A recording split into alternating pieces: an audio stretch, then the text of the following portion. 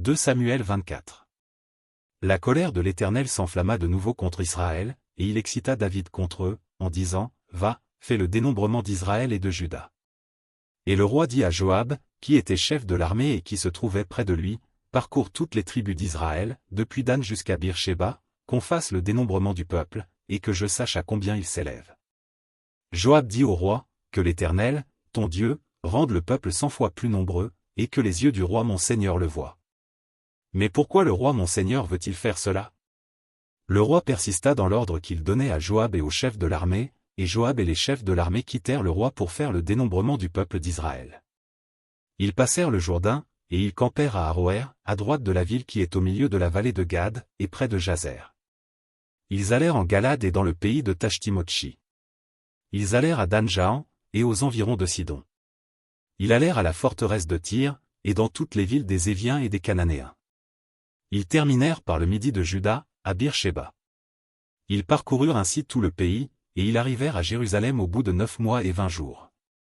Joab remit au roi le rôle du dénombrement du peuple. Il y avait en Israël 800 000 hommes de guerre tirant l'épée, et en Juda 500 000 hommes.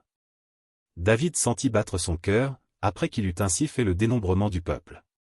Et il dit à l'Éternel, « J'ai commis un grand péché en faisant cela.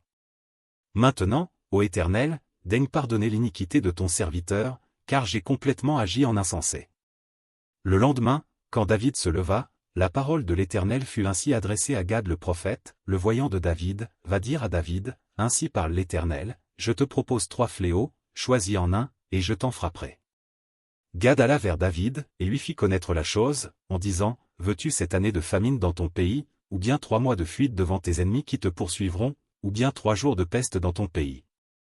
Maintenant choisis, et vois ce que je dois répondre à celui qui m'envoie. » David répondit à Gad, « Je suis dans une grande angoisse. Oh!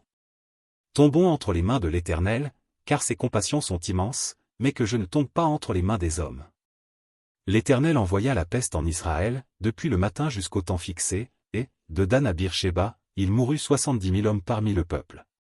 Comme l'ange étendait la main sur Jérusalem pour la détruire, l'Éternel se repentit de ce mal, et il dit à l'ange qui faisait périr le peuple, « Assez.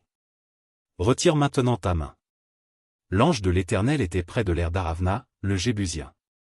David, voyant l'ange qui frappait parmi le peuple, dit à l'Éternel, « Voici, j'ai péché. C'est moi qui suis coupable, mais ces brebis, qu'ont-elles fait?